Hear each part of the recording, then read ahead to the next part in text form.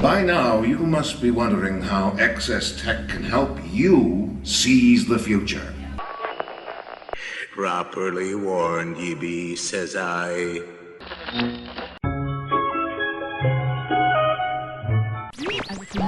We hope that this voyage you're about to take, 20,000 leagues under the sea, will stimulate your interest in the phenomenon of life in the ocean depths.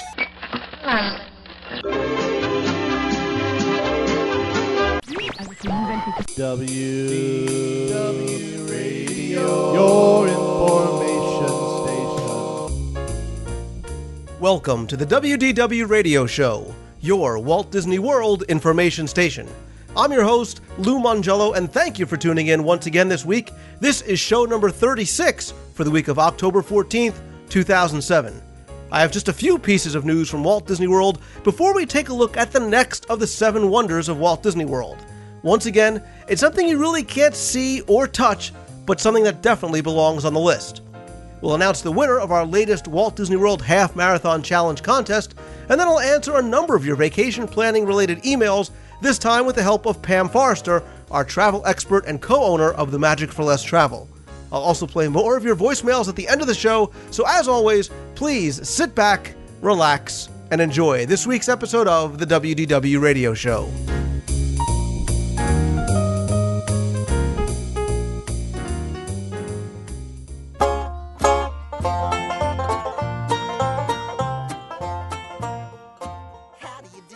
Just a couple of quick pieces of news out of Walt Disney World this week. First is the new Epcot 25th Anniversary exhibit called Creating the New World of Tomorrow, located over in Innoventions West, looks as though it may run until the end of the year, according to some cast members.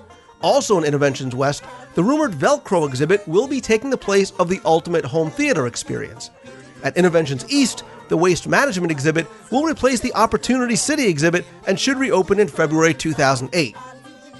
And Jedi wannabes, get your lightsabers ready because the all-new Jedi Training Academy has opened on its new permanent stage earlier this week next to the Star Tours attraction over at the Disney MGM Studios. The show runs 8 times daily, beginning at 9:40 a.m. with the last show at 4:45 p.m. and lasts about 20 minutes. If you plan on attending, be sure and check your daily times guide when you get to the parks, and of course, may the Force be with you. Like I said, just those 2 pieces of news this week. If you have any news that you want to share or discuss, you can send it to Lou at WDWRadio.com or discuss it in the forums over at DisneyWorldTrivia.com. Time to be moving along. It's time to be moving along. The weather is good, the fishing is fine. Now what do you do with all of your time?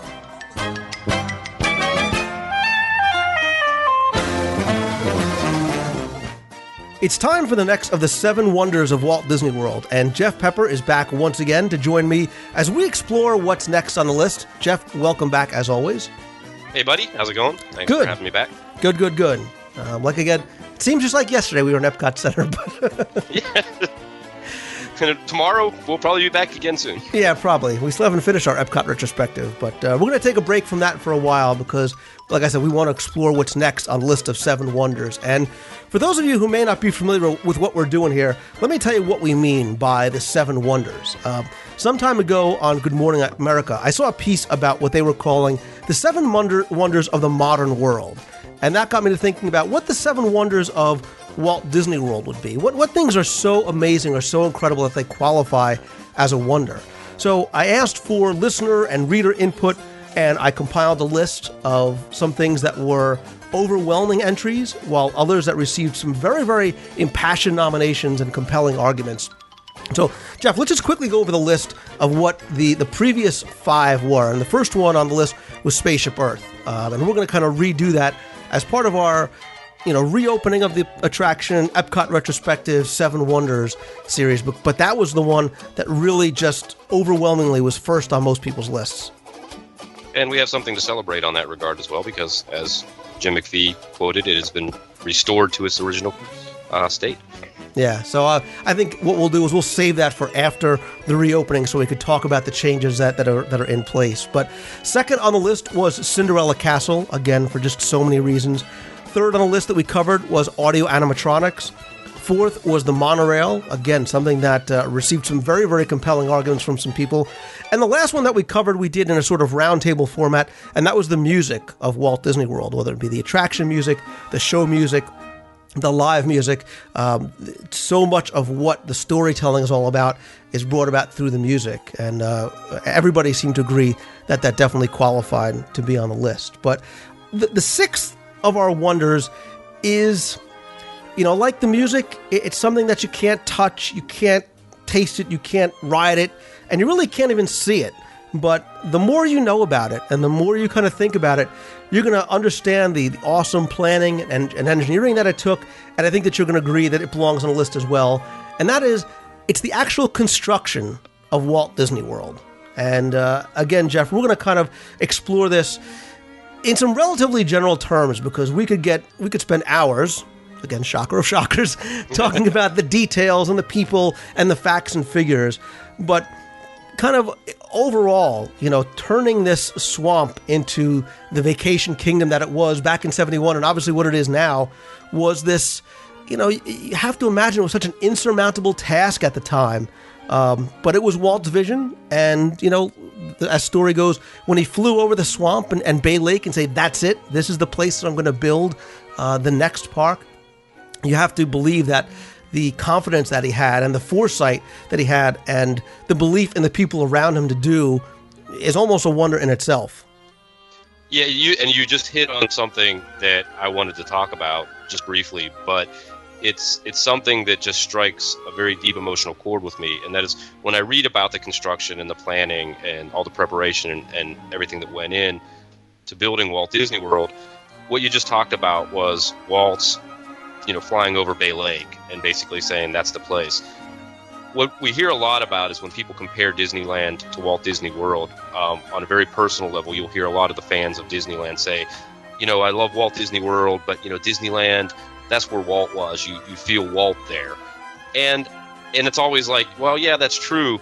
But Walt put his imprint on Disney World. Unfortunately, he died tragically, and that's also part of what was the part of the challenge of all this with the construction and the planning and everything, with the fact that Walt died right in the middle of everything happening. But Walt was there. Walt walked on this ground. Walt flew over it and pointed down and said, that's where I want to build it. And there's pictures of Walt surveying the area. And I think what's most significant is at the root of all of this construction and all of this planning was that very rough sketch, what I'm talking about, where he just rough sketched out how he conceived it to be.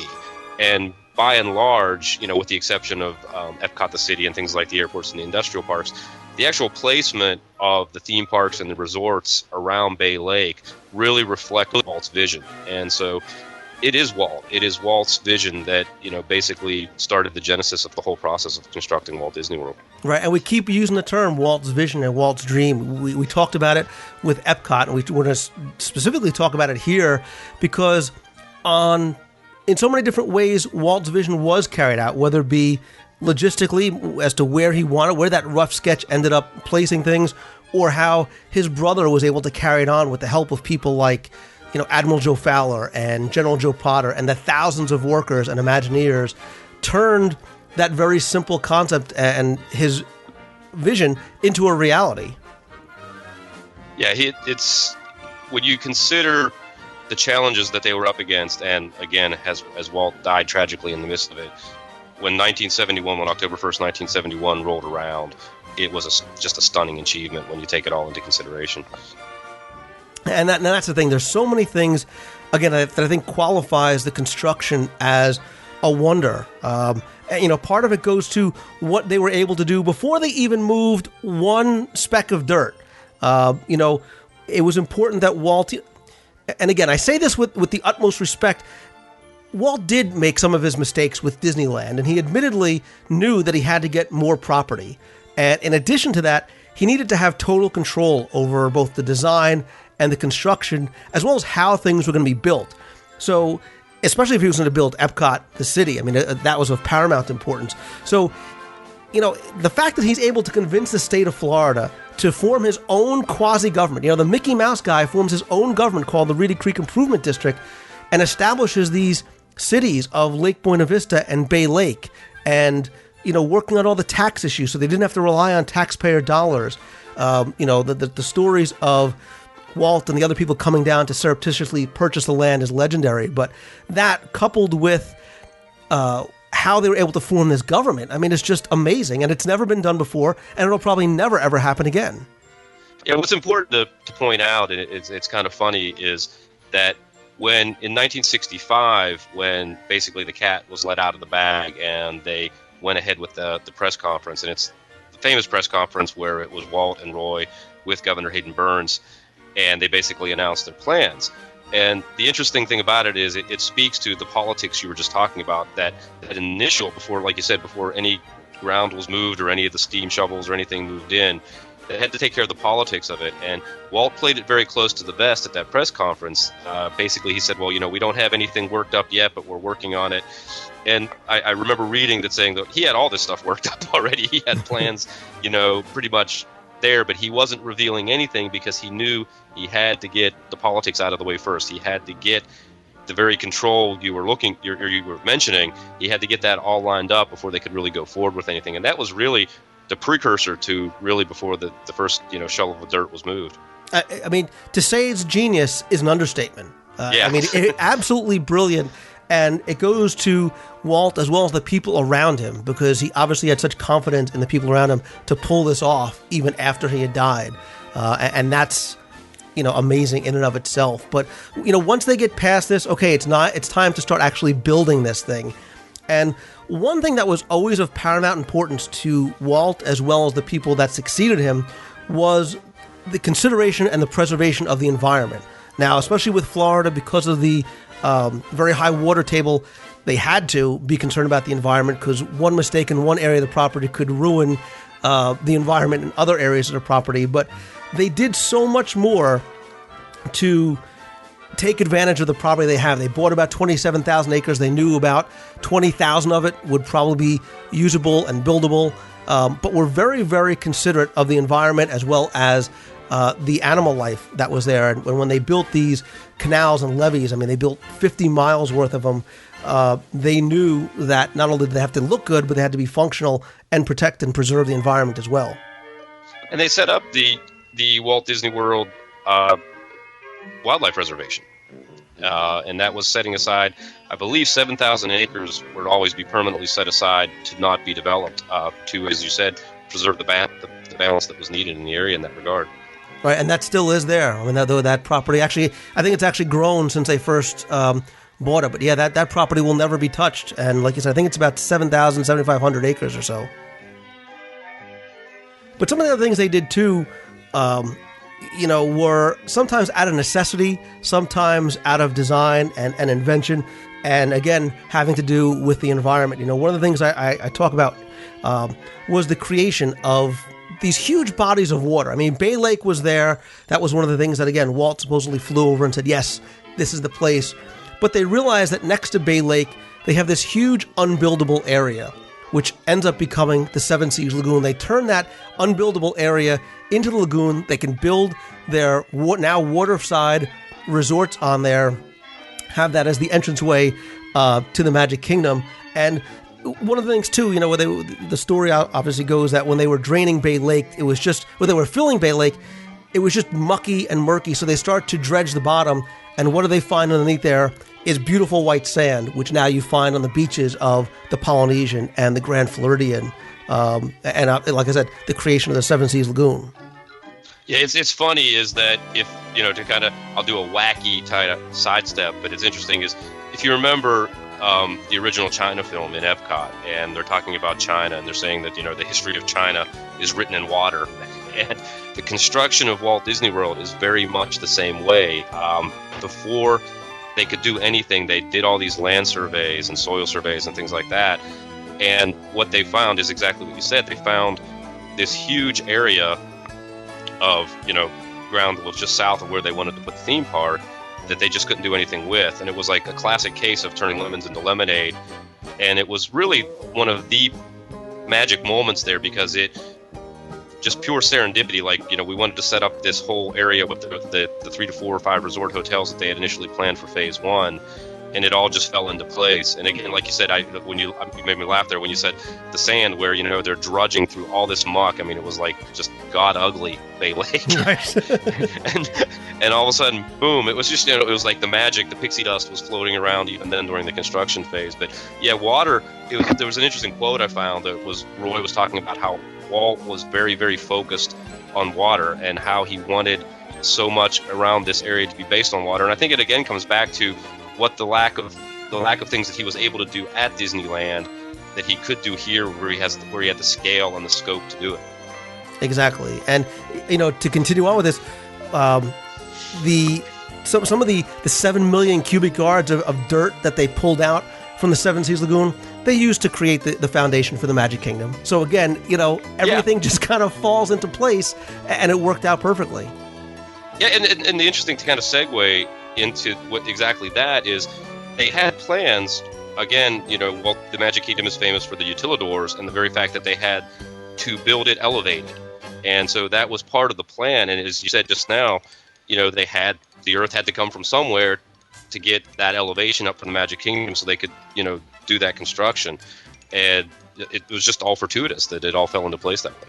Well, I mean, that's really what this whole thing is about, was that they were really able to make the impossible possible. And part of that goes to the fact that they were either using the latest technologies or they would create their own. And it went everything from, building to communications to horticulture to even things like food distribution. They even built their own energy plants and largest laundry facilities and costuming facilities. So they were literally able to, like you said, make that magic as they needed to, as they were building and as they went on and encountered some of these different challenges. And they were drawing from all corners of the company. I mean, the three main organizations in Disney that were involved in the building of Walt Disney World is you had WED Enterprises, which was Imagineering. They renamed it later in the 70s or 80s. I can't remember. Sorry. They renamed it. So, and Mapo was the part of the company that actually did the physical construction of the prototypes and the finished construction.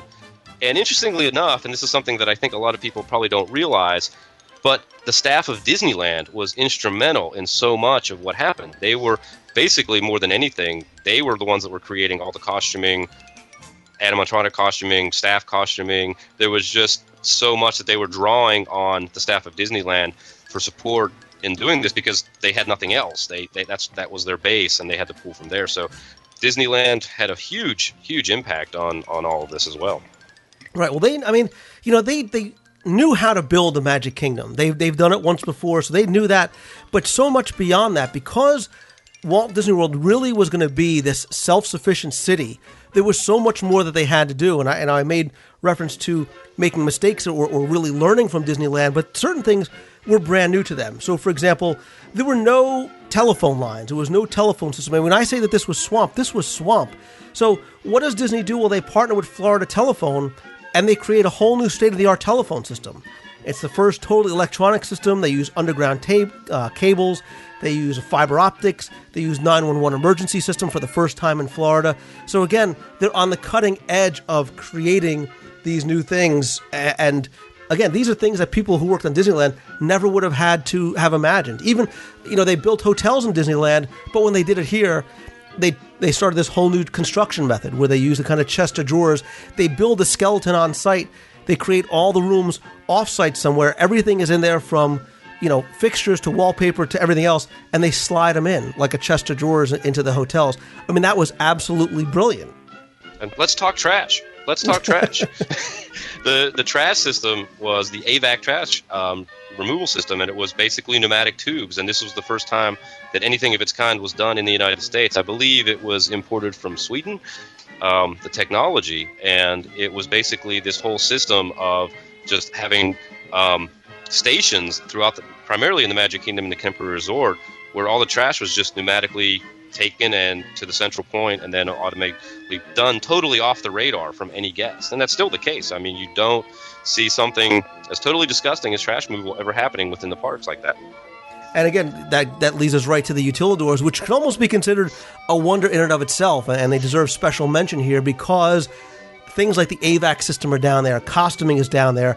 You don't see cast members walking from Frontierland to Tomorrowland because it's all done underneath. Well, actually, it's really the first floor, as we all know. The Magic Kingdom is really built on top of what the first floor is, which is the utilidors. But all of these pieces of the infrastructure are built in there. And again, first time it's ever done like this anywhere. And it's just it's engineering genius. And again, lemons from lemonade. Right, and the interesting thing there is when you said that, you made me think of that very interesting anecdote about Walt, where some of these innovations are rooted, and it was rooted in Walt's experiences with Disneyland. I mean, the guy retained everything and would bring it to bear later, and that was the case where we just mentioned, where I think it was he saw the cowboy walking through Tomorrowland and just about had a fit. It ruined the show, and so there you have something as simple as that evolves into the utilidors, and as exaggerated as that sounds, it's not far off. Right, and even recreating the Magic Kingdom, and we'll talk about the Magic Kingdom specifically. When they built it, they did it first in Disneyland. It's obviously done on a grander scale in Walt Disney World. But if you think about it, Jeff, the building the Magic Kingdom in just the couple of short years that they had, because they didn't, this was not a project that took 7 years. We're talking 2-3 years to get this whole thing built, from the props to the attractions to the sets to things like the castle. Think about all of the actual labor that took place. There's 9,000 people and steel workers and artists and carpenters and so much more and painters to make this happen. I mean, if you've ever built a house, you know what that's like. Imagine building that house 500 times over to build the Magic Kingdom. Yeah, to give everybody just a little bit of perspective, and we don't want to go into extreme detail, but basically, it took a little over a year for them, as we talked about, to get the water and the land to where they wanted it. And then it was approximately in December of 1968 where they had that ready to be staked out. And then that takes you to 71. That's a little less than 3 years, of actual physical construction. Yeah, like I said, my parents just built a house. I know how long it took, and I know the construction problems that arose. So you could just imagine, what it did. But, again, it comes together. And it's a giant 3D movie. And it's a 3D movie on a set that's, bigger than Manhattan. It's twice the size of Manhattan. And think about what you as a guest only sees on stage, whether it's at the hotels or the transportation ticket center or in the theme parks. You forget what the infrastructure is backstage, the energy plant and the food distribution and the waste and the horticulture and the tree farms. I mean, it's mind-boggling. It's awesome. And it runs perfectly, for the most part, 7 days a week, 365 days a year, 24 hours a day. And here, when you just touched on something, you keep sending these buzzwords out, and they keep jumping on them like a predator or something like that. But the tree farm is another interesting story, because here again, this is the genius of the organization of people that he had working for him, in that they knew they had to start that early. So they literally started an initial tree farm in late 1967, because they had to determine the type of plants and shrubs and trees that they could bring in and how adaptable they were going to be to the Florida climate. And they were literally importing, trees from all over the world, from Africa, New Zealand, Japan, and they literally had to give themselves enough time to determine what was going to work and what wasn't going to work. And so that's something that had to be planned way out, and they did. They were just so on top of those. You take it for granted. When you get down there, you see all the trees, everything, especially when you look now at Animal Kingdom, especially what they've learned in the process.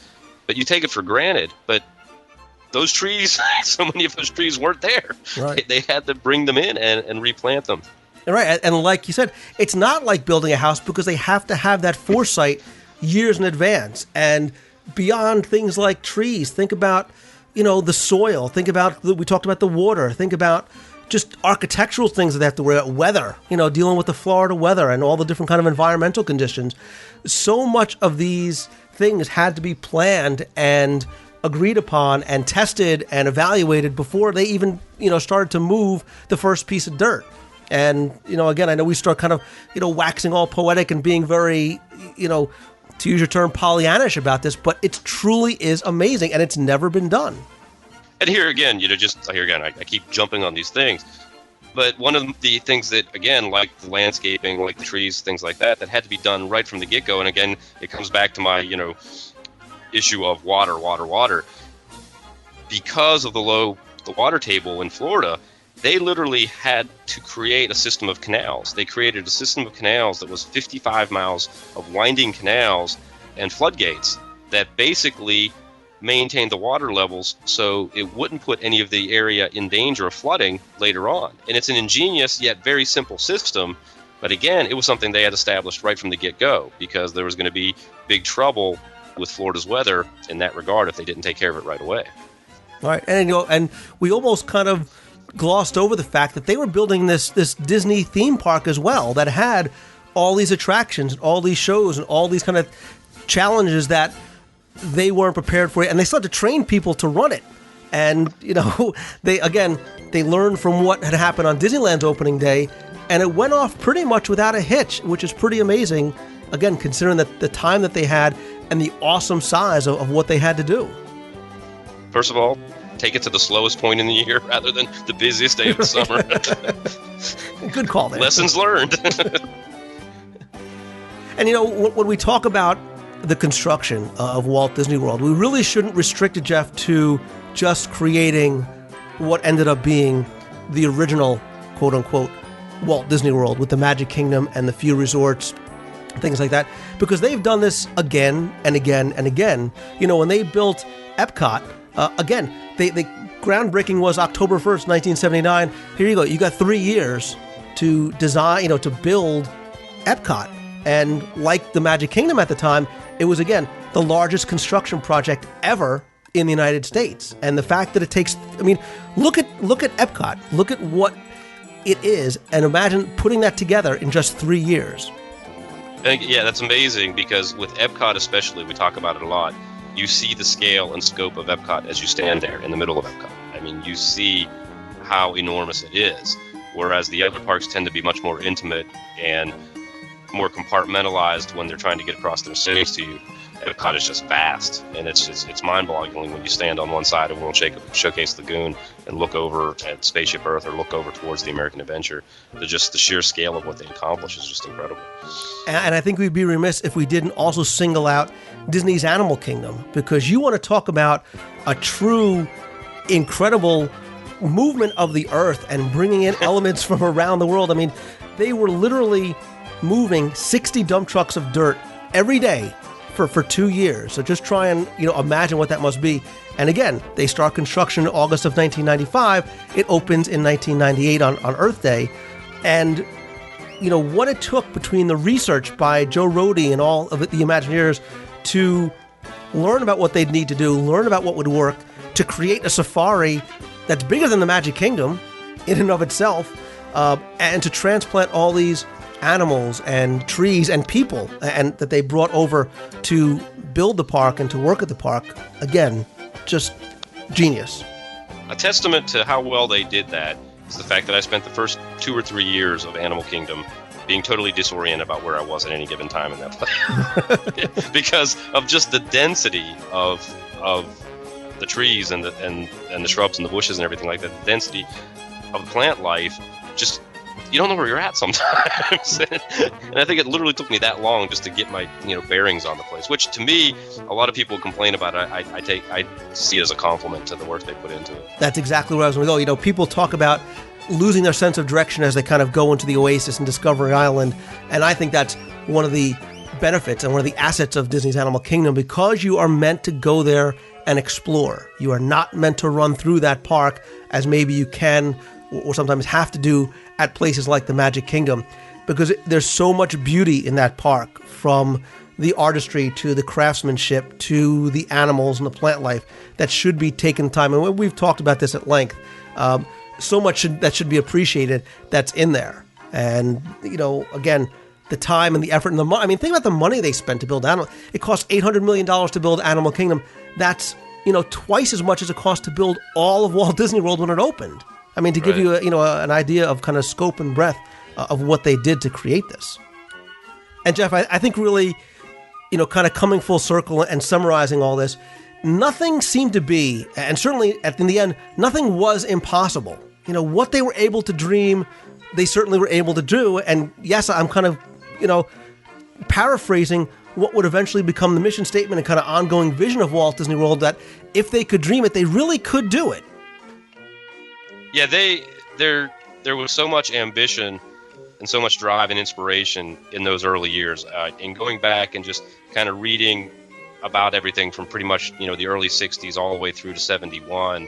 And again, I keep bringing up the fact that, dead center in the middle of all that, you have the very, very distinct tragedy of Walt Disney passing away, yet the determination and drive just extended beyond that. And it just showed you how solid and how amazing his dream was, that he inspired the very people around him to carry it through, especially his brother Roy, to bring it to fruition. And again, never ever looking back, never ever having regrets or reconsiderations or anything like that. And it's that, what you're saying, that we're corny and sentimental, but it's that vision and drive that still carries through all these years later.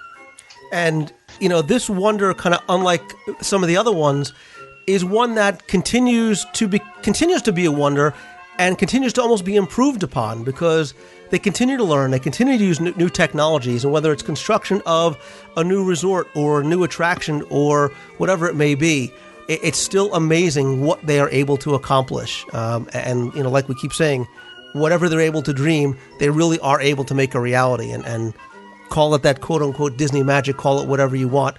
And bear in mind too that we take for granted Disney World, we take for granted what it is, but when you stop and think, there is nothing comparable to it close to 40 years later.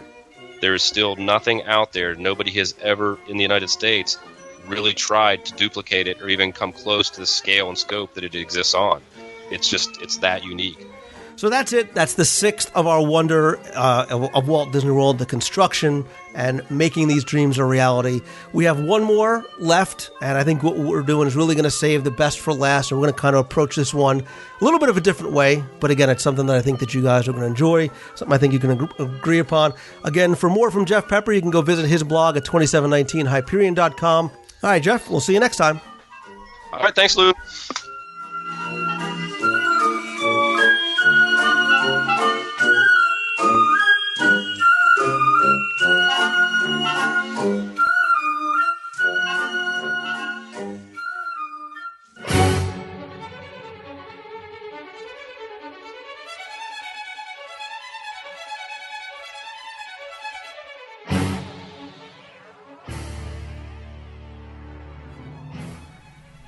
Well, hello there, WDW radio show listeners. Eric Hollister from geomouse.com, and it's time to update everybody on challenge number 7's winner for the WDW Lou Mongello Half Marathon that will still take place in January of 2008. We want to thank everybody for their submissions over the last couple of weeks.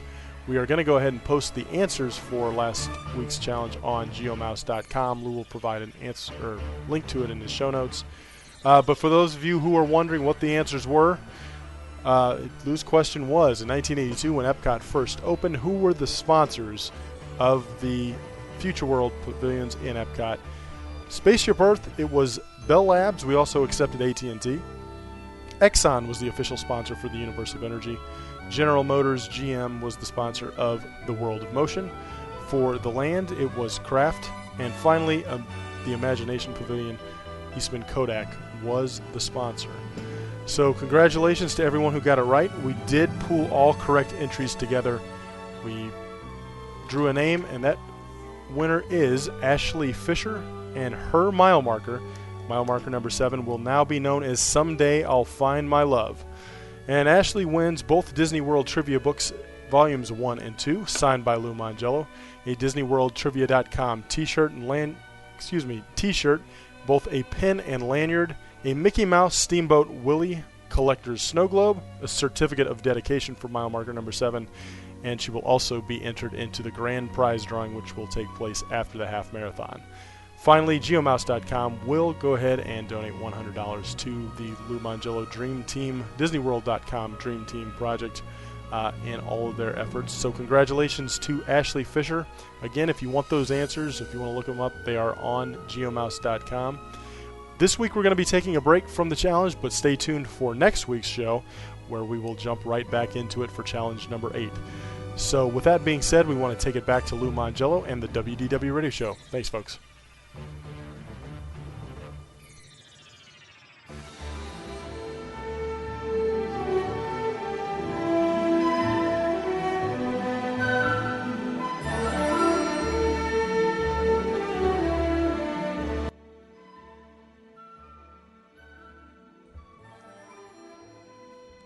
I've been saying for many weeks now that I have so many of your emails to get to, and as promised, I want to answer a number of them on the air this week. And since so many of the questions are about vacation planning and your upcoming trips to Walt Disney World, I wanted to once again enlist the help of our resident expert and travel planner, Pam Forrester, who's one of the owners of the Magic for Less Travel.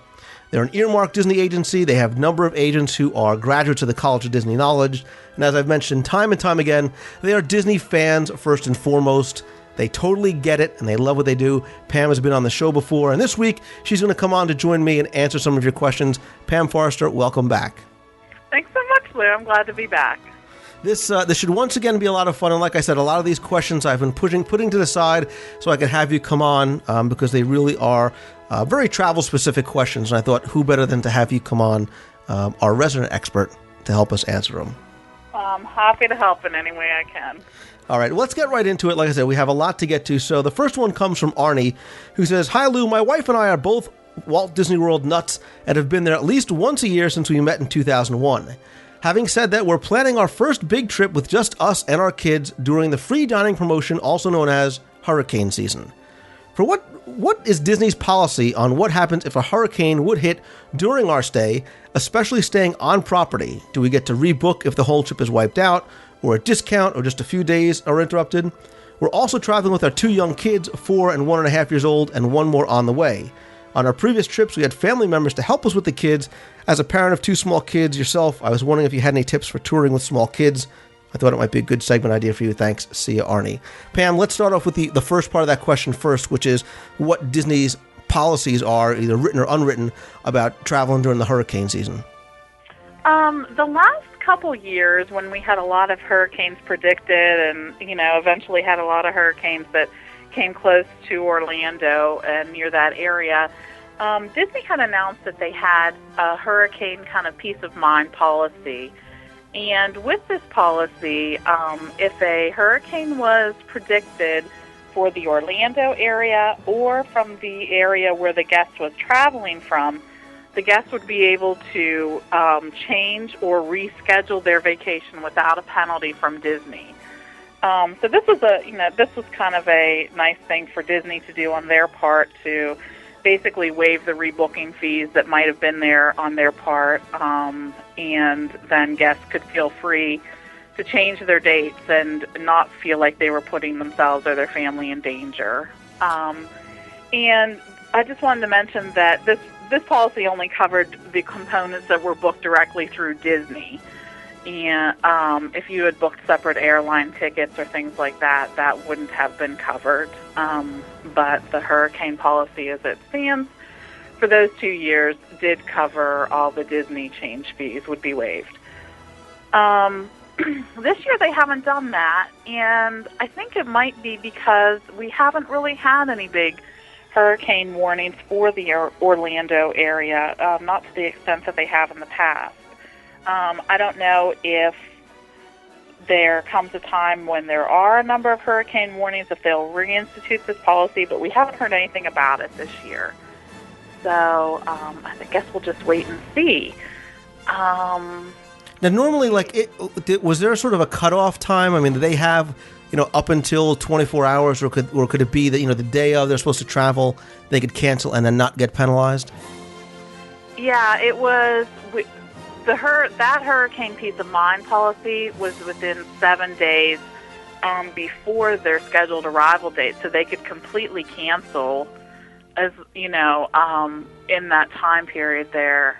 And so that was kind of a big benefit. When you book a package at Walt Disney World, after you pay your final payment date, which is 45 days in advance, you can't make any changes or you will incur a fee. And if you've just booked a room-only reservation, you must make a change or cancellation more than 5 days in advance. So this gave guests a lot more leeway to do that. Now, this is whether either they booked directly through Disney or with a travel agent, as long as they... Okay. And a travel agency that books directly through Disney. I guess I should point that out because some don't. Our travel agency, when you book through us, you get a Disney confirmation number. All your money's paid, go to Disney, things like that. So it's just like booking with Disney, only we're noted as the travel agency on your reservation. Not all travel agencies do that, so make sure you check with whoever you're booking for through to see if you're booking directly with Disney, because I think that's the safest way to go. Right. The other option is, if you're going to be traveling during hurricane season, I, have to recommend the travel insurance, which I know is an added expense for people, so you have to weigh that. But it just went up recently. It's $66.95 per adult, and then that also automatically covers the children who are going to be on your reservation. They're included free of charge. But that pays for stuff like trip cancellation or interruption. And then if there are, other things that may be not included on any other policy that you have, like emergency medical transportation or expenses, it also covers things like lost baggage and even travel delay and things like that. So that's something that guests may want to consider, especially if they're traveling during a time like hurricane season. Like the $120 up front seems like an expense that you may be able to just cut out and not pay for, but if you have to use it once, it will definitely pay for itself. So it's just another thing for guests to consider. I'm going to stop you real quick, because I think a lot of people sometimes get confused, or they think that the trip insurance is either, I hate to use the word scam, but something that they don't need. What kind of instances maybe would people, not realize that it would come in helpful? So you said things like lost luggage and trip interruption. What kind of things specifically would you be talking about? If you had to leave in the middle of your vacation because of an illness, or you had to stop your vacation in the middle of an illness, that would be one thing where the trip insurance company would work with you to get reimbursed for the cost of your vacation that you didn't get to use.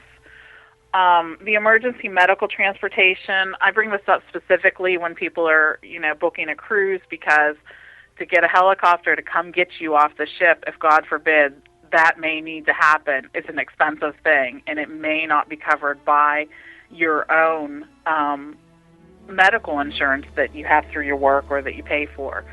So that's something to consider as well. There's a number that you can actually call and talk to the insurance people specifically about insurance. I'm not an insurance salesperson, so I don't have all the specifics. I just know in instances that we've had to assist a guest with, and we helped facilitate that process, providing whatever we could to help the guests get the money back that they paid for their vacation. Mm-hmm. And that's something, just not to pat ourselves on the back, but just to tell people that when you're booking with a travel agent, that travel agent should really work as an advocate for you. So let's say worst case scenario, you don't have trip insurance, there's no hurricane policy, and something awful happens the week before you're supposed to leave to go on your vacation. Call your travel agent, explain the situation.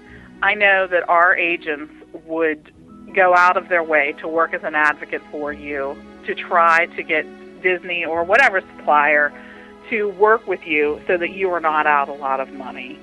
That's just one of our jobs. That's something that we should be doing. And we would use whatever kind of pool we have with Disney to make something happen. I can't work miracles, and in the end, it's Disney's decision to make.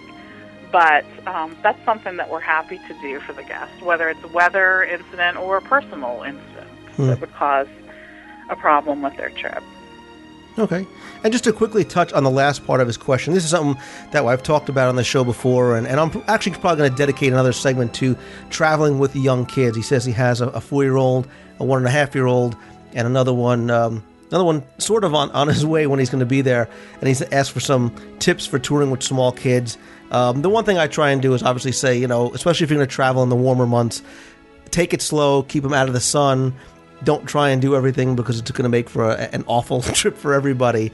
You can't do it all, and you certainly don't want to push the kids. Take the time to go back, keep them hydrated, keep them cool, go back and relax. And while you may not be able to see everything, in the long run, you're going to have a much more enjoyable vacation. Right, and there's going to be things that your kids think are magical that you never even thought about, that, never even occurred to you. Just sometimes you just have to be open to letting the magic happen. I always say that to my family, but the smallest little thing may entice your child for, a couple hours, and they get so much enjoyment from that. And so just going slow, like you said, is one of the ways that you can let that happen. And I think you'll be surprised with how many magical memories you come home with.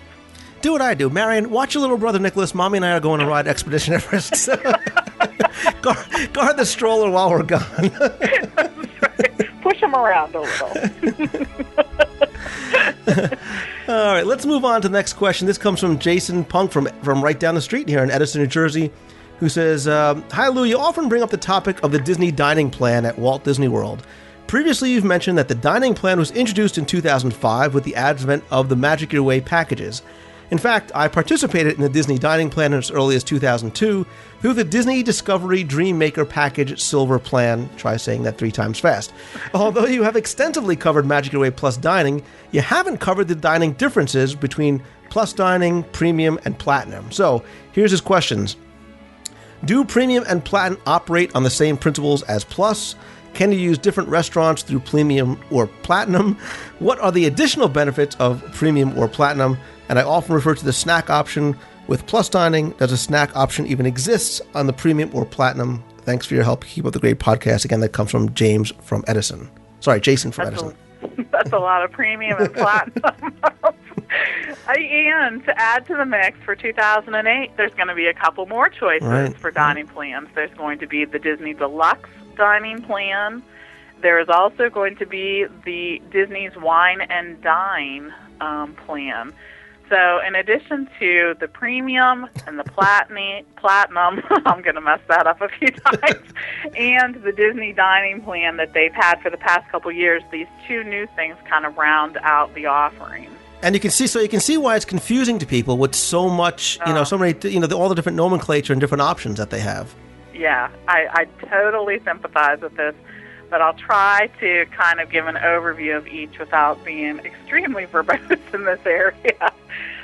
First, you have the Disney dining plan, which is when each person in your party will receive a quick service, a snack, and a table service meal each night of your stay. Lou's covered this a lot, and I think there's a lot of information out there about it. I can send a PDF for all these, Lou, so you can put them up in your show notes. Perfect. But so this is kind of the basic dining plan that a lot of people have experienced and enjoyed and seen the benefits of. And there have been some changes for 2008. It can still be a good deal. You just have to research it and see if it still works for you. The deluxe dining plan is the newest kind of addition to this lineup. And with the deluxe dining plan, each person will receive 3 meals and 2 snacks per night of their stay. In addition, they also receive 1 resort refillable drink mug per person in their party. The difference in the Disney Deluxe dining plan, it's kind of an interesting concept, is that all 3 of those meals could be table service if you wanted to. And a lot of people say, well, gosh, 3 table service meals, that's a lot of time eating. I want to be experiencing the attractions and things like that. But like Disney's regular dining plan, this is really flexible in that you could be using 2 of your 3 table service credits for a signature restaurant if you wanted to a day. Or you can use them for counter service meals too. It's just totally up to you. And this could be one of the biggest money-saving things you could do if you're planning on eating those meals. And again, that's something that everyone's going to have to assess themselves. Right. You have to actually use the plan properly in order to get the full benefit out of it, or else it's just a waste. Absolutely. That's why it takes a little bit of homework and a little bit of planning. But, I mean, I think a lot of people may do a character meal in the morning, and could conceivably do a signature restaurant in the evening. And that's only 2 meals that you've used, but you've used all your credits that day then. Right. And so that's a great benefit. And, I think that the signature restaurants at Disney World are definitely worth using using your credits for and experiencing if you wouldn't do so regularly. So something for everyone to consider. And just real briefly, the wine and dine package, that's something that can be added on to a Magic Your Way package that has some kind of meal plan on it. You can't just add it to the basic plan. But basically for $39.99 per night, you get a bottle of wine per night of your stay at the restaurants that you're eating at. And this is kind of similar to the Disney Cruise Lines plan, where you can purchase a package where you get a bottle of wine for each night of your cruise.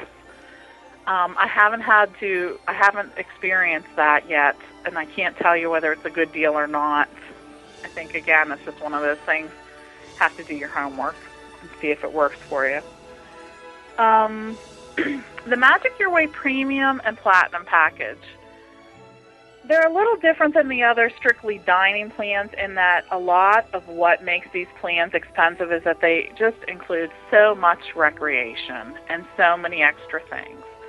But, for instance, the Magic Your Way Premium package, it includes breakfast, lunch, and dinner per person per night at table service or quick service restaurants. You also get 2 snacks per person per night, and again, 1 resort refillable mug per person.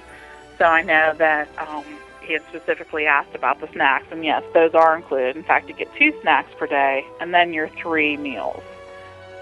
And those are encoded on your key card, just like many of the other, just like the other dining plans are too. So you're not responsible for keeping track of all that stuff either. Finally, the Platinum package, it also includes breakfast, lunch, and dinner and snack per person. You get 2 snacks again with that. And it includes just about every restaurant, including Victoria and Albert's, and room service. So that's where you kind of get everything. You'll also get the resort refillable mug as well with that plan. So I hope that kind of gives an overview of the differences. Yeah, like I said, there's a lot to it, and you really need to do your research and make sure that you're going to take advantage of all the things that these packages offer to you, because if you're not going to, like you said, do some of the activities, and you're not going to plan on eating and drinking that much on your trip, right, then you may just be better off, doing one of the lesser packages or not doing a package at all. Absolutely. The thing about the Magic Your Way packages versus the packages that Disney used to offer is, I feel with each one of these packages, if you utilize the components, you actually can save money. And that wasn't always true with package components in the end. I mean, we all, before Magic Your Way came along, you could take out the components of the package and add them all up and pay less by booking everything separately. That's not always the case now, but it does require just a little bit of homework to make sure that you're getting what you're paying for, or at least breaking even. So, things to consider. And like I said, I'll send you some PDFs of each one of these so that people can download them, and actually, you really need to look at them in detail to see if it will work for you. Right. And this, too, is where, I've talked in the past about sometimes you like booking directly with Disney, but going with a travel agent or being able to call up a travel agent and saying, hey, is this, this is the way, this is our family makeup, this is the way we vacation. Is there something that, in your experience, you think is going to work for us or not work for us, or what do you think is really the best way to get the most value for our dollar? I think we do try to help guests. We're there as this kind of a sounding board, bounce some questions off us, ask us. Most of us have used the dining plan at different times, and we've used the other options available, and if not, someone else on our team will. And that's the best thing, I think, about our agency, is that we really do work as a team. We draw from each other's experience, and we share that information with each other on a daily basis.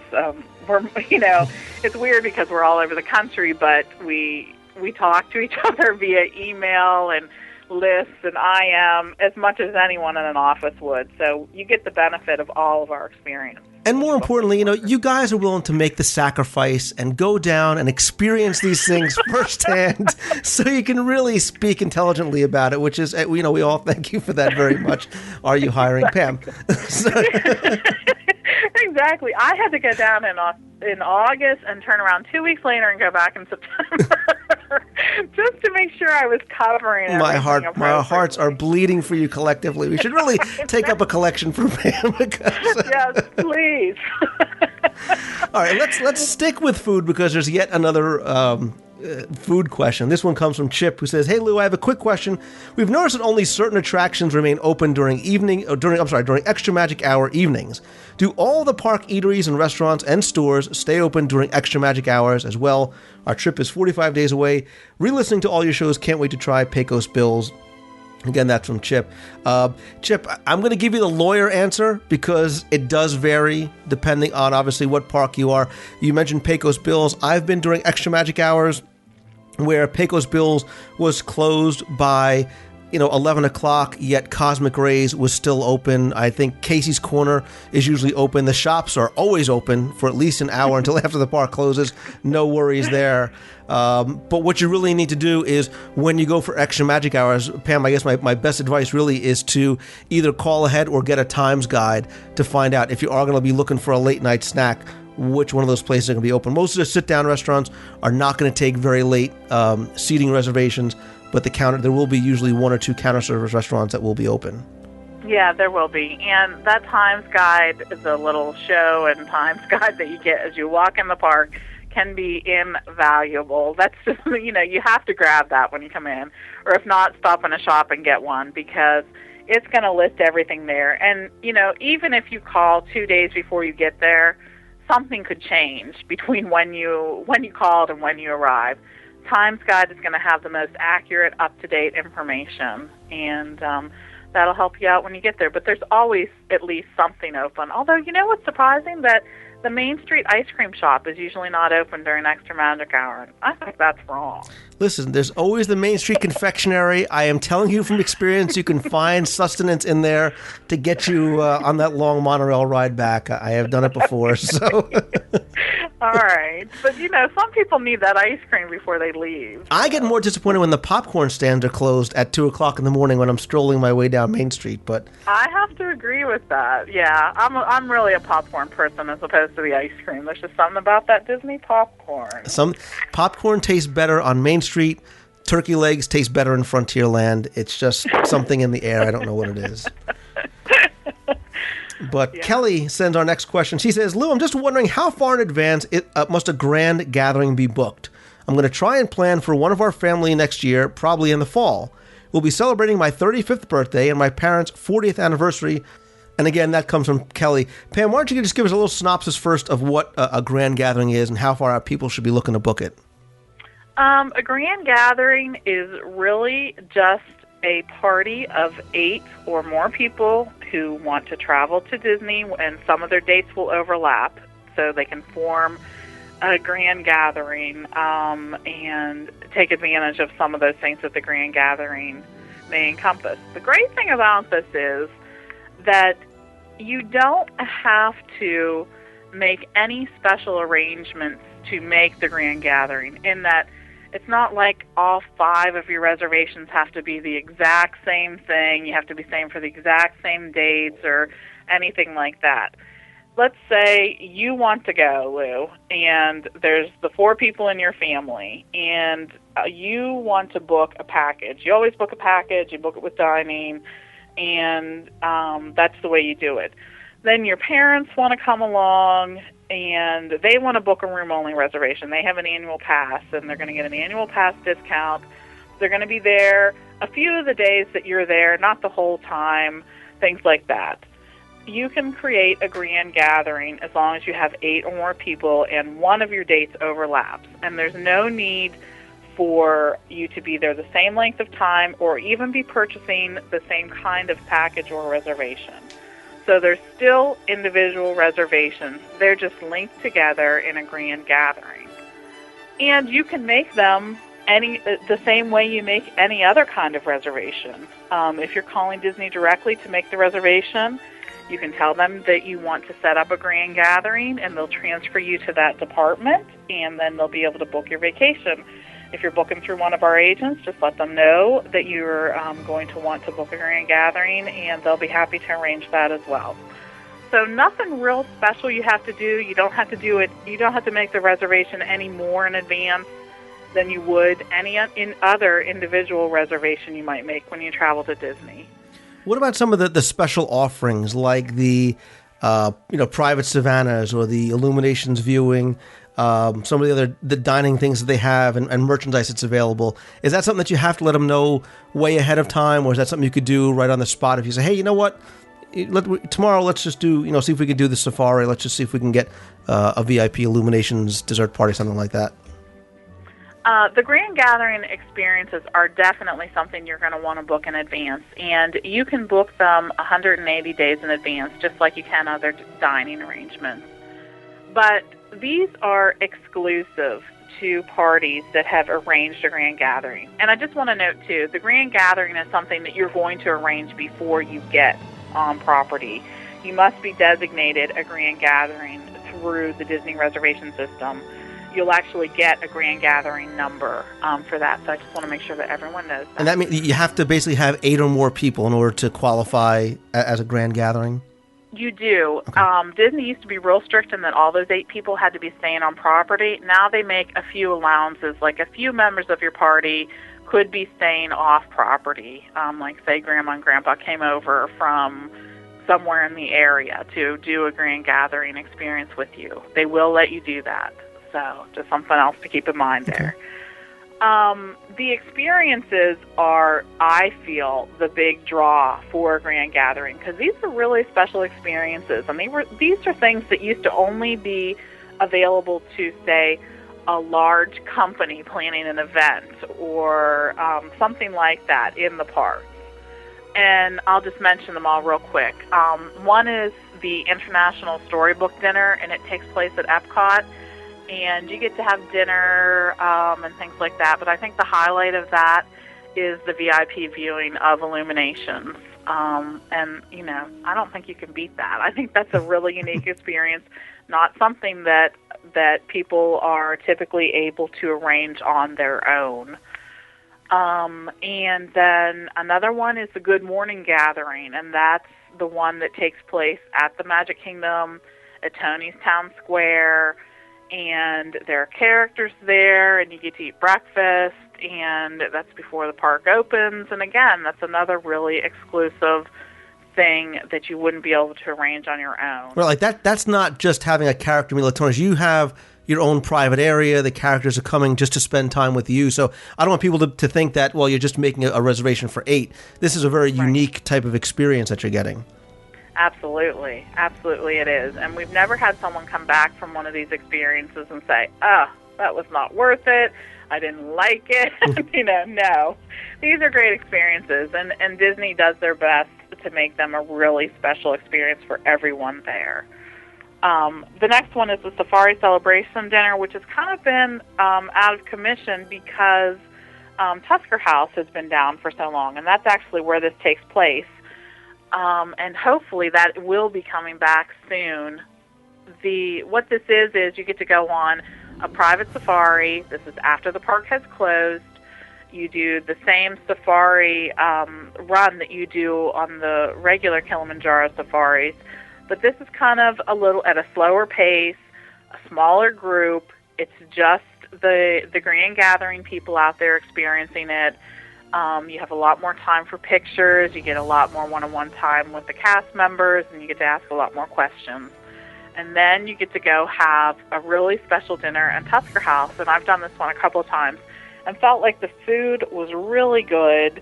I really enjoyed the opportunity to get to ask the cast members some more of my questions and the interaction there, and even the stopping to take a photo or things like that. They were more willing to do that than they're able to do on the regular Kilimanjaro safaris. And again, the food isn't food off the Tusker House menu. It's special. No. It's African, Exactly. African-inspired food. Right. It was an African buffet and had just a lot of different choices. And I'll be interested to see how this works, actually, when Tusker House reopens as the buffet restaurant. So I think it'll be a much nicer venue for this to take place in, and it's really a great experience and was worth every penny of it. Again, something you can't arrange on your own, which is, it's nice to be able to take part in the special things that Disney World has to offer. I mean, everything is so wonderful, the parks and everything, every day, but these really special experiences, I think Disney really excels at, and you can really see Disney shine in these areas. I agree, and I'll also put a link up in the show notes to the Magical Gatherings page over at the Disney site for a little bit more information. But let's move on to another question. This one comes from Dave DeRezzo from New Jersey. He says, Lou, we went to Walt Disney World last Christmas. We stayed at the Swan, and when I made our reservation, I asked several times, how do I get all the benefits if I'm staying at a Disney-owned resort? Because I was concerned about early entry, restaurant reservations, free parking, etc. They said, yes, it's just like Disney, all the same benefits, but they were wrong. One benefit that I tried to use, which is very important at Christmas, was allowing resort guests to make restaurant reservations in advance of the general public. We weren't granted that quote-unquote right. I called the reservations line several times and confirmed resort guests were being allowed to make reservations earlier than we were, and it was very frustrating. So, Pam, obviously, I think what we're looking to do here is just quickly explain what the advantages or disadvantages, or what maybe you don't get by staying at some place specifically like the Swan or the Dolphin, which are on property but are kind of sort of not real Disney resorts. Right, and they are on Disney property, but they are not Disney-run hotels. They're actually operated by the Starwood Group. So this is just something to keep in mind, and there will be some differences. They aren't huge differences, but I'll go over a few. One of the things is you can't make your reservations 180 days in advance for your whole trip like you can when you're staying on Disney property. If you're staying on Disney property at a Disney-owned hotel, 180 days from the day of your check-in, you can make your advanced dining arrangements for your whole trip.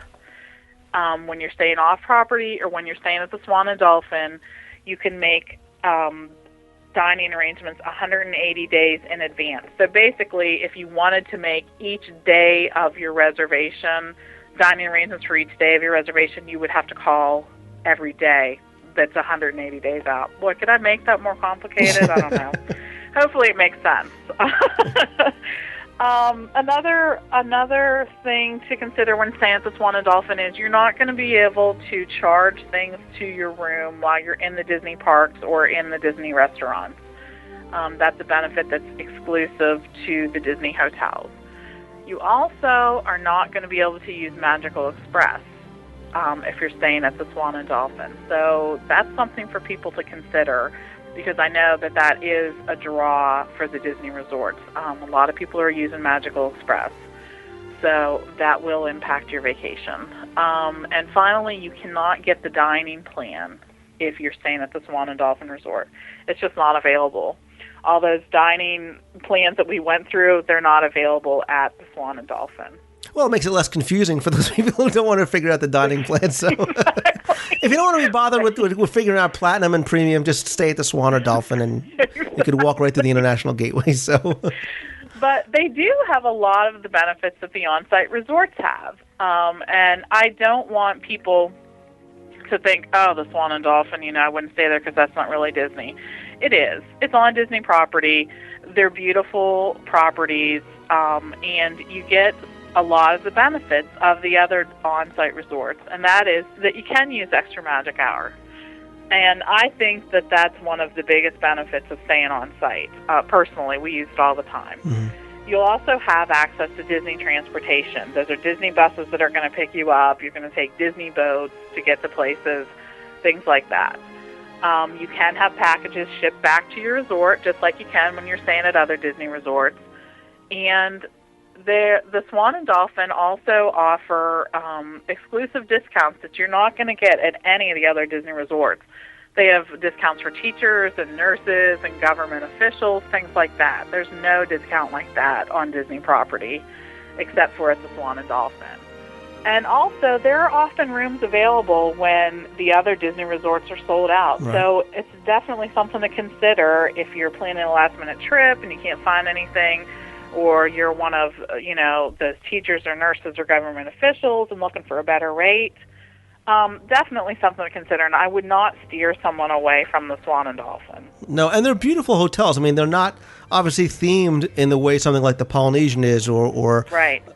Caribbean Beach, but you've got ideal location, walking distance to the boardwalk, to Epcot, and to the Disney Studios, and you've got some great restaurants in there as well. I've recently eaten at Il Molino, which was I thought it was fantastic, and Shula's is there as well. So there's a lot of benefits to staying at the Swan and Dolphin, especially if you're not all that concerned with some of those things or the theming. I enjoy them, yeah. It's another good choice, and I mean, if they weren't emanating that Disney guest services and things like that, they wouldn't still be there. They're still part of the Disney community of hotels, and I think they're doing a good job. Absolutely. Let's go on to yet another question about food. And this one comes from Catherine, who says, Lou, can you give me some advice on an ADR? I called yesterday to make reservations for the Brown Derby. The woman on the phone asked me if I was going to see Fantasmic, to which I replied yes. She told me a little bit about the Fantasmic package, but frankly, she wasn't very clear as to what exactly the package was. I just ended up making a regular dinner reservation. So I did a bit of research, and it seems interesting. The woman on the phone seemed to be saying that the menu selection with the package was more limited than if you have a regular reservation. Is this true? Also, we're going to plan on going on Columbus Day. Do you think having priority seating at Fantasmic is worth the extra cost associated with buying the package? Any help would be appreciated. Again, that comes from Catherine.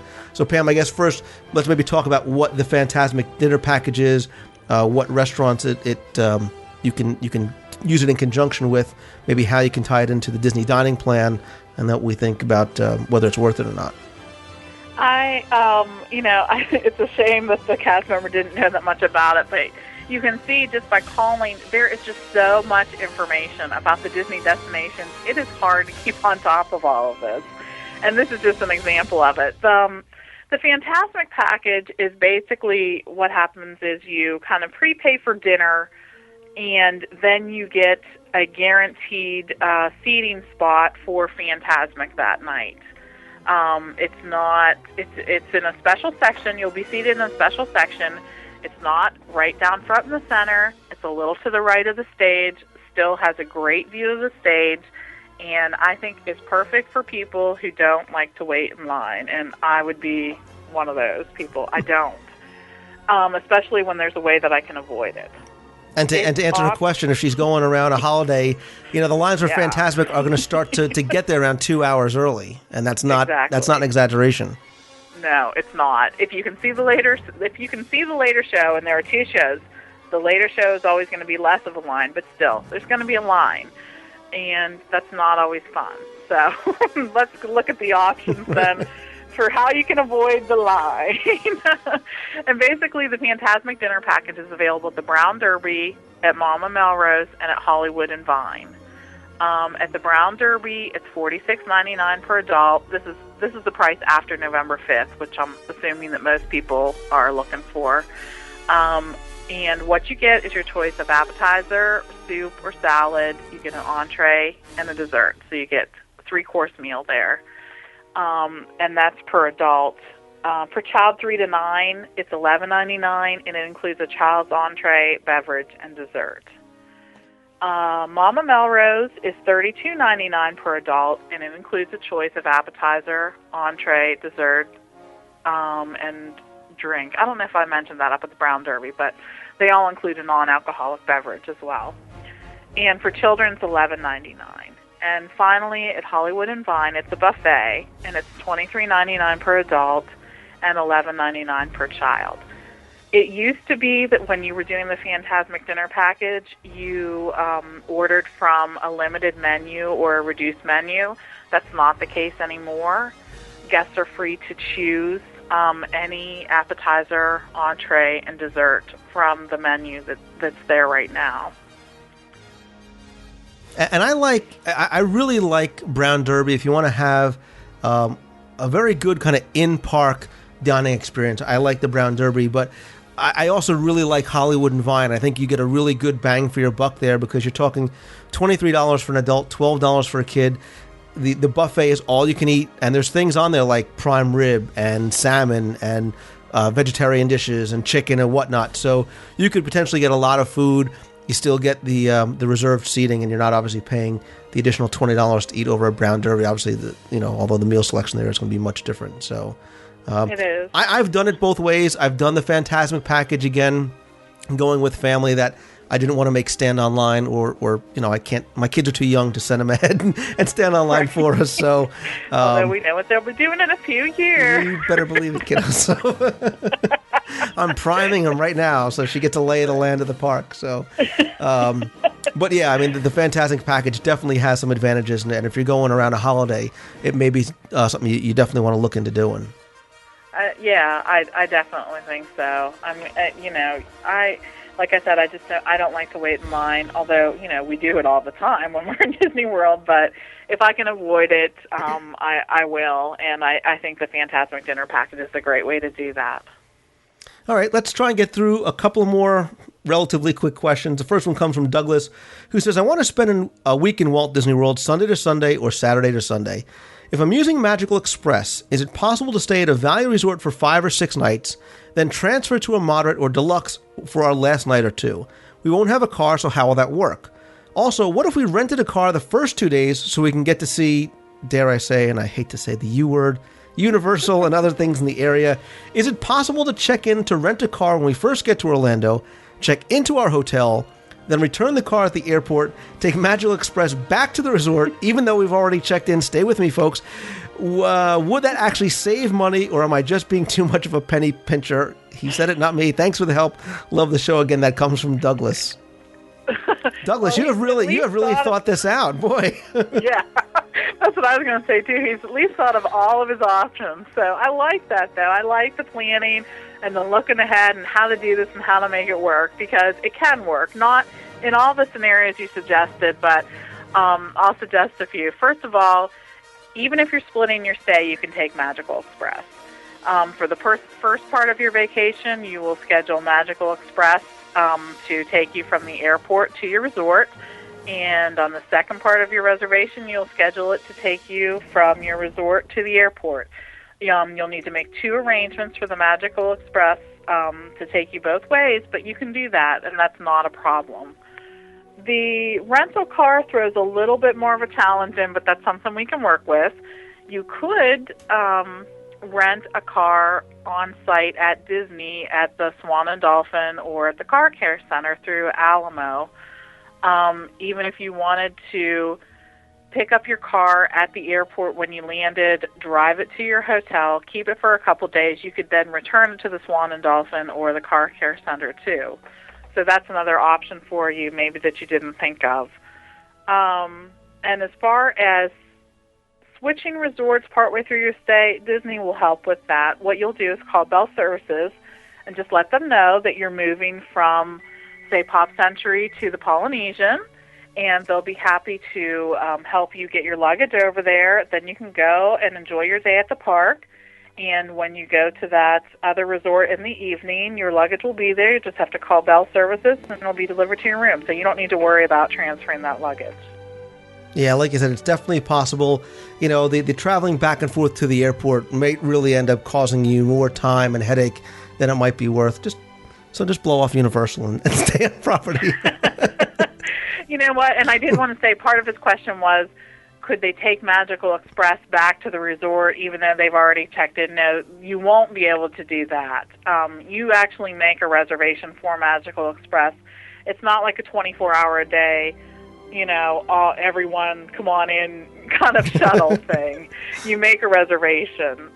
So although you couldn't go back and forth to the airport during your stay, you can use Magical Express at the beginning and at the end, right, even if you're at different resorts. So and and obviously you can take a taxi service, and there's car services that if you do want to go to Universal or SeaWorld, I'm saying that half jokingly, but you can take car services, which might end up just being a little bit easier for you and and save some time and money as well. So I agree. Lots of people find that the whole, part of the fun of being at Disney World is they don't have to drive anywhere. So, let somebody else do the driving if you want to, too.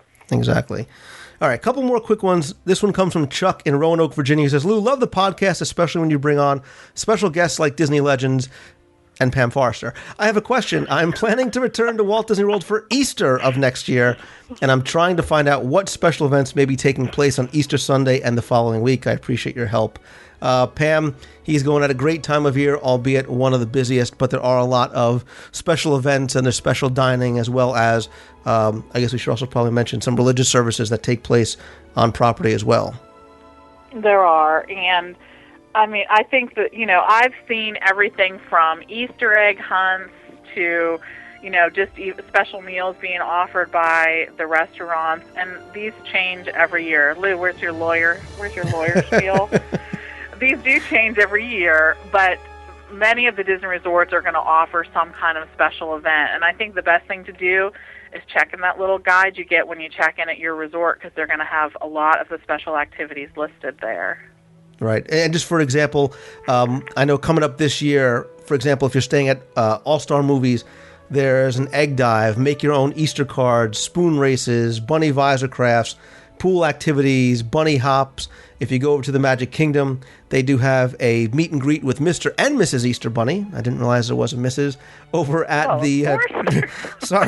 over at the Tour Garden from 11 a.m. to 7 p.m. There's added hours for a lot of the restaurants. There's also some signature dining events that you can do over at Cinderella Royal Table, Boma, Victoria & Albert's, Citrico's, and again, like I said, you really need to kind of either talk to a travel agent or call ahead to see what some of these things are. And obviously, if you check the Disney website, they'll talk about some of these things as well. But depending on what resort you're staying at, you should call ahead, find out what things are going on. They've already, I think, released, Pam, all the stuff that they tentatively have planned at all the different resorts right now. Right, and they just, they kind of tweak, and I think they do their best to make every holiday kind of special again. So there's going to be activities for you, different things to do, and it's a holiday in Disney World, so there's no better place. So, a jelly bean tasting contest. That's over at Port Orleans. Again, I see research maybe in my near future. So, I guess that could be good unless you have like those Harry Potter ones. Not so good, but yeah, fun stuff. Yeah, definitely. Going to Disney World around holidays is really an added experience. I love going around Christmas, but Easter, any of the major holidays, they always have something special. And again, like I said, just real quickly, they do also offer religious services on property, which is something that they haven't done for a long time, normally on Sundays. But they do have religious services. I believe over at the Contemporary, they have 2 Roman Catholic masses and a Protestant service as well. And there's obviously plenty more religious locations around Walt Disney World that you can go to depending on what your denomination is. Right. Yep. Lots of opportunities for that. And I just wanted to say, too, about the holiday thing. You are going to have increased crowds, but there's also increased park hours to help you deal with those crowds. And there's so many special events that just don't take place during the rest of the year. I've always felt it's worth it at least once to go and experience a holiday there. Exactly. Let's see. Oh, we actually answered a couple of these other questions. Somebody Rachel had asked about trip insurance, which I think we covered. And Dan in the UK also talked about those 180, 190 days out for ADRs if you're staying on property. So Chip Joyce has a real quick one. He says, Lou, we're staying at the All-Star Movie Resort and heard they show movies by the pool at night. Is this true? And if so, can you tell us more about it? Was that, I can't tell you, or, I don't know?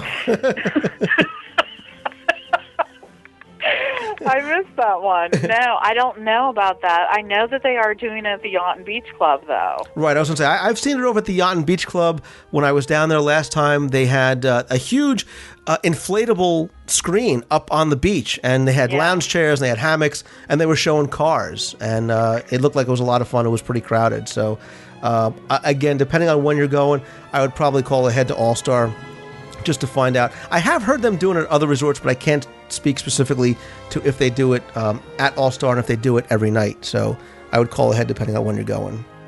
Yeah. All right, Pam, I think we have time for one more, since we've already gone longer than I expected it to, but like I said, we had a lot to get to. But this one comes from Elizabeth in Edmond, Oklahoma, who says, "Hi, Lou, I found your podcast. I'm so glad I did. I've enjoyed listening. Our family's planning a trip to Walt Disney World in December 2007. It's going to be the first trip for our two sons, who will be turning 4 and 8 months. I'm so excited. I'm almost intolerable to be around. I really enjoy all the planning and research. My husband, however, is not so as excited, and he thinks I'm crazy. We're staying on site and visiting the park for 6 days. Do you have any specific recommendations for events, attractions, or the like to help him, quote, get it? Thanks for your advice and all that you do." I love it. I love that she's intolerable. That's like me before a trip. Seriously, as many trips as I've taken, I think that my family and friends are tired of hearing me talk about it, before we go. It's like the excitement builds, to that you're 2 weeks out and all you can think about is Disney. And as if it's your first time ever going, too. Absolutely. Absolutely. I still feel that way, and I love the intolerable. I'm going to be using that again. I'm intolerable. But anyways, I think it's hard sometimes when our family and friends don't share this passion with us, because all we want to do is talk about it and find more people to talk about it, too, and things like that. I think we can convert them. And I always say to people who are taking family members with them who don't seem that excited, what does your husband like to do on any other vacation? What kind of things does he like? Because chances are he can probably do something like that at Disney World. We get the people who say, well, my husband, he just wants to sit around by the pool or on the beach or things like that. Well, that's not going to be a problem. You're going to be able to sit around a nice pool or even on a beach if you happen to be staying at a resort that has a beach. There are tons of recreation options, and some of them I think are specifically geared towards men in particular, like the Richard Petty driving experience and the fishing excursions and stuff like that. Not that women don't do them.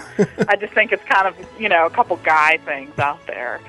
And also even things from like tennis and parasailing and things like that. That's, something you can experience on Disney property and something that might appeal to people who are looking for something different. Obviously, you have 99 holes at championship golf. You can take out all the different watercraft. Exactly. All the things that I never have time to do. But there's just so many recreation opportunities out there for people. And another thing you can do to kind of help reluctant family members is to let that person plan a day. So from morning to night, this person gets to pick the parks, the attractions, the dining experiences, and I think it lets them, take a little ownership of their vacation, and they'll probably end up finding some things that they didn't know about, makes them do a little research, and I think the more information that you have, the better vacation you're going to have. So, yeah, that goes to part of what I was going to say, which was try and do some of that planning together. Try and make him understand and anticipate what he may be coming up to. If he's a thrill ride person, talk to him about Everest or talk to him about Soarin', and don't necessarily, I talk about allowing yourself to be a kid again, and you can't necessarily force feed that down somebody's throat and say, listen, it's going to be the middle of August. We're going to stand on line for Peter Pan's flight for 75 minutes, and I'm telling you, you are going to love it, because that just might not be his thing. We might get it. That might be what we want to do. But yeah, don't maybe necessarily overwhelmed by saying, okay, here's your burn-bound guide. You plan the day, but do it together and let him know that it's not just a place for little kids, and it's not a thrill ride place. And if you want to go and watch the game on Sunday, there are some great venues to do it. And if he wants to go relax by the pool, so many of the resorts have such great pools, like you said, and just different things he can do. And maybe pick out something unique that might kind of put him over the top. Well, whether it's a unique dining experience, or if you know that he enjoys good seafood or good steak, pick one of those signature restaurants to take him to, or something unique like Jico or Boma, and give him a chance to try something that maybe he wouldn't try somewhere else. So absolutely. I mean, there really are. The opportunities are just out there. You just have to do a little research and find them. My husband loves to fish, and I booked one of the fishing excursions for him one Christmas. He absolutely loved it. And you don't get to do stuff like that at home, or there isn't time. And on vacation, you can make the time to do all these things that you've kind of been wanting to do. So, you'll find something that he likes. And hopefully you'll come back and he'll be a convert and he'll be there just as excited about the next trip as you were for this one. And I talk all the time about how important it is and how Disney World is so great about making memories together as a family. But Elizabeth, there is something to be said for going solo. I've done it before. And, you know, if he's unconvertible or inconvertible, then, you know, you always have friends who are going down solo as well. So I'm sure if you try some of those things, I'm sure he will eventually come around. And so good luck with that. But Pam, we didn't get to as many emails as I hoped. I would love for you to come back and address some more of these with me. I think this was a lot of fun, and I think we gave people some good information. If you have any more questions for Pam specifically, or if you're looking for a travel agent, you know I've recommended them highly. I use the Magic for Less. I really endorse what they do. You get a good sense from Pam about the fact that she gets it and that she loves what she does, and the kind of service and personal attention that she and her agents will be able to give you will be unmatched and really kind of matches that whole Disney experience. Pam, just tell us what the best way is to contact you. You can go on our website. It's www.themagicforless.com, and you'll find information there. You'll also find quote forms if you already know where you're going to go or when you'd like to go. You can fill out one of our no-obligation quote forms. We're always happy to give you pricing and discuss some options with you. And if you have something that you feel needs some specific attention, you can contact us at info@themagicforless.com. That's info@themagicforless.com. Great. Pam Forrester from the Magic for Less Travel, thank you so much for coming on. Definitely want to have you back again soon, and I will see you down in Disney World. All right. Thanks so much, Lou. Thanks.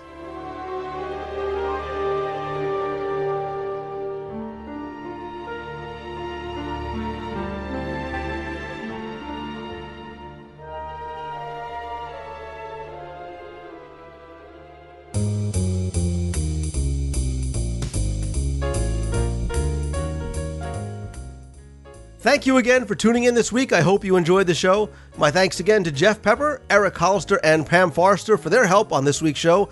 To download the documents that Pam made reference to, visit our show notes page for a link to the DisneyWorldTrivia.com download section.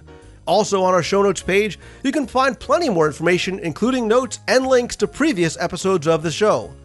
On future episodes, I'll have more vacation planning tips and advice, as well as another in our Best of the Best segment. I have more interviews lined up and a couple of surprises in store, so be sure and stay tuned.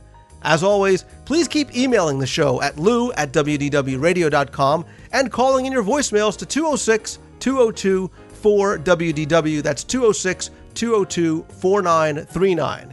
You can also join us all week long at our fun and very friendly forums at DisneyWorldTrivia.com for discussions about all things Disney, as well as anything you've heard on the show. And remember, if you like the show, please help spread the word and let others know about it. Thank you again to all of my guests and to you for tuning in again this week. So until next week, see ya.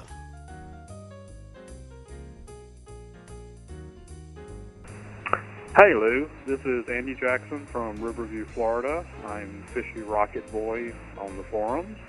Just wanted to call and give you a report from a great day I had at Epcot on Friday. I had gone over just with the idea of checking out the first day of Food and Wine, do a little reconnoitering for hopefully 2 or 3 more trips before Food and Wine gets over. And as I got around to the American Pavilion, I saw cast member Lonnie, and I went up and asked him how many times a day he gets asked, or people mentioned to him that they had heard him on a podcast. And he laughed and said it happened pretty frequently, and he mentioned that he was going to see you probably today. Then he tells me about that this day is also the opening day of the National Treasures exhibit, and I should make a point of coming back for the opening ceremonies, which I did. The ceremonies were very nice. Was only maybe a couple of hundred people, maybe 300 people, if that, in there for it. So I was pretty fortunate to be there. I got the opportunity to meet Betty Grissom, who was the widow of Gus Grissom, and of course, being a rocket geek, that was a real big thrill for me. I also got to meet Jackie Robinson's daughter, who was very nice, and Marty Sklar, which that was very neat to meet him. He was also very nice and a great representative of the company. Cesar Chavez's daughter was there as well. I didn't get the opportunity to speak to her, unfortunately. It's a nice exhibit. It's small, but some very cool things in there. So that was a really great surprise and just a great day at Epcot. The food and wine that I tasted was good. Got to basically walk on the soaring first thing in the morning, so it was a really, really good day. Unfortunately, I won't be able to be over there for the 25th anniversary day. I guess I have to work sometime, but hopefully we'll meet up with you at Mouse Fest, since I won't get an opportunity to meet you while you're down here for the Epcot ceremony. Anyway, enjoy the podcast. Keep up the good work. See you in December, hopefully. Bye. Hi, Lou. This is Catherine from Massachusetts. We just returned from our trip to Disney World, and we had a wonderful time, except for the rain, but we dealt with that. Anyways, I just wanted to mention to you that when we went to NTM, or now the Hollywood Studios, on the backlot tour, they've removed Britney Spears from the list of Mouseketeers that they talked about on the tram ride, and it was rather comical, and I don't blame them for doing that. Definitely, she deserved to be removed. It just doesn't fit the Disney image at all. Keep up the good work. Love the show. Bye-bye. Hey, Lou, it's Catherine from Massachusetts again. I was just listening to your show, and you jogged my memory when you talked about your trip over to the Haunted Mansion. This was something that we were dying to just see when we did our trip to see all the upgrades. And we actually saw it for the first time on Thursday, October 4th, when we went to the Mickey's Not So Scary Halloween party. And they actually had a special woman actor in the little courtyard area by the queue, and she put on a whole performance for us while we waited in line. And she had the backstory of being at the mansion for her coming out party, and she is the one that actually fell through the railing that you see in the ballroom. You do see it. It's got a broken section. She was extremely comical. We were all dressed up, so she was, making fun of us and just picking on people in the lines, and just made the wait seem so short because she was so funny. Disney really did it up. We totally loved all the changes to the Haunted Mansion.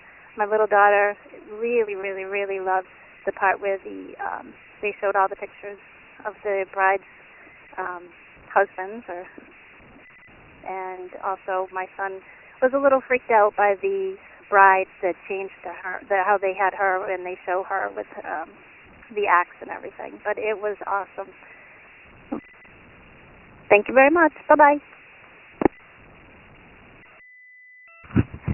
Hi, Lou. This is Gary in Staten Island. I heard you talking about music in Epcot and past attractions. I didn't hear you say about True Colors, which was another great song that was done. I do believe it was near the Journey into the Imagination post-show. I just wanted to bring that to your attention. And I do believe that was Captain Nemo, Captain with Michael Jackson. Can't remember it too much at this point. But True Colors, that was one of my favorite, and I didn't mention. Maybe it was one of yours as well. All right, good show. Keep up the good work. Thanks again, and talk to you soon. Bye-bye. Hey, Lou, it's Keith Fischetti, Disney Nut 68 on the forums. My wife and I are here in Walt Disney World. We're in the Animal Kingdom today, and I just got off Expedition Everest for the first time, and it was an incredible ride. The queue, just like you said, the detail, I did stand by, I didn't do fast. The detailing in that line is just incredible, and the ride itself was awesome. So just thought I'd call in, give you a quick report of it. Love the show. Keep it up, and look forward to New Beach Week. Thanks, Lou. Have a good day.